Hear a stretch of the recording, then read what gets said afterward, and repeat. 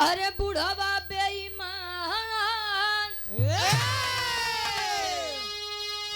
अरे बुढ़वा बेईमान मांग करैला के चोखा।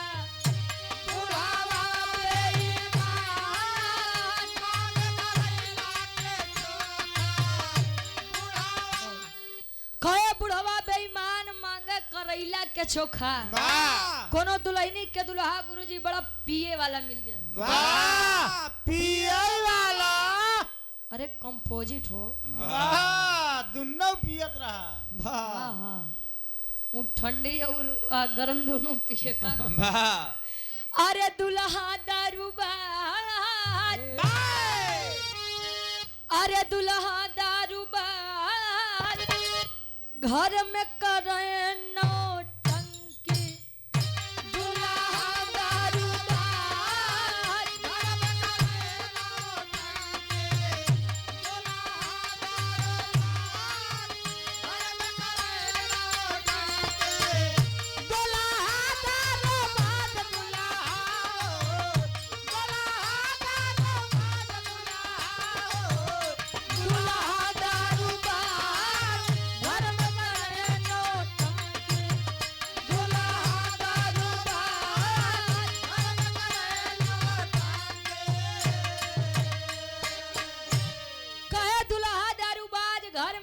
नौटंकी का गुरुजी।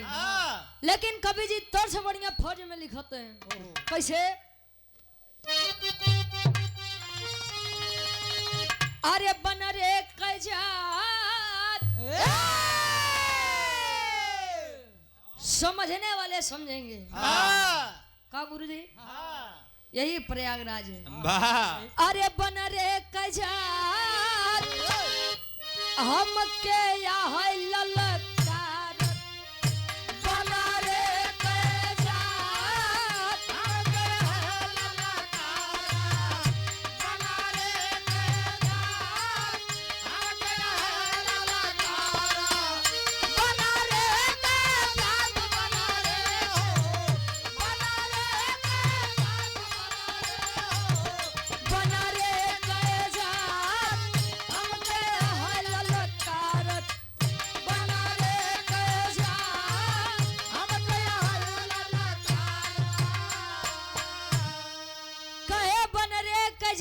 हमके यहाँ ललकारत। क्या कर बात बा, कैसे बात बा? अंतरा के पहले अंताल में कवि जी लिखते हैं।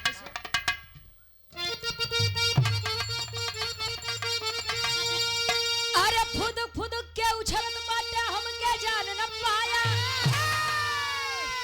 अरे तीन लोक में डंका बाजे इतना नाम कमाया बताया न जाए।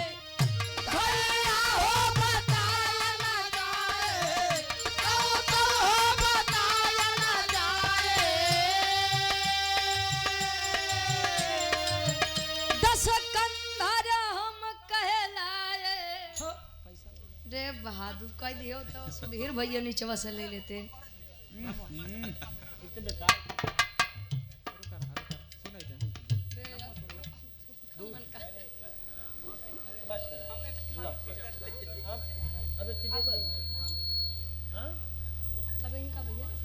सुमेश पांडे बिजली वाले, सुमेश पांडे बिजली वाले, सुमेश पांडे हमारे गार्जियन जी बिजली वाले, बिजली।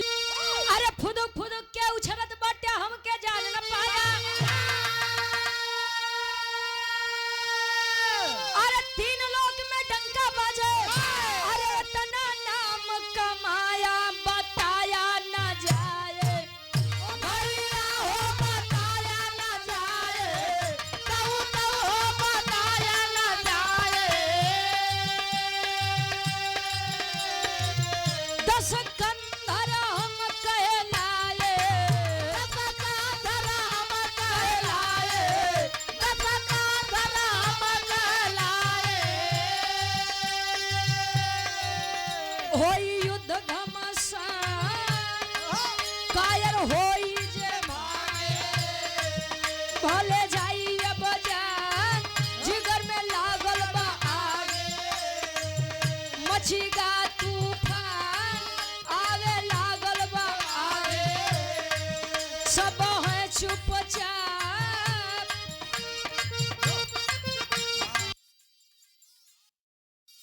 सरदार सेना के संस्थापक श्री अविनाश काकड़े।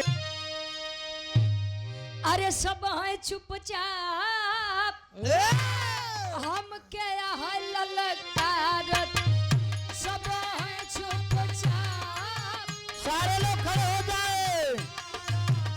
सब है चुपचाप, सब है चुपचाप, सब है चुपचाप, हम क्या है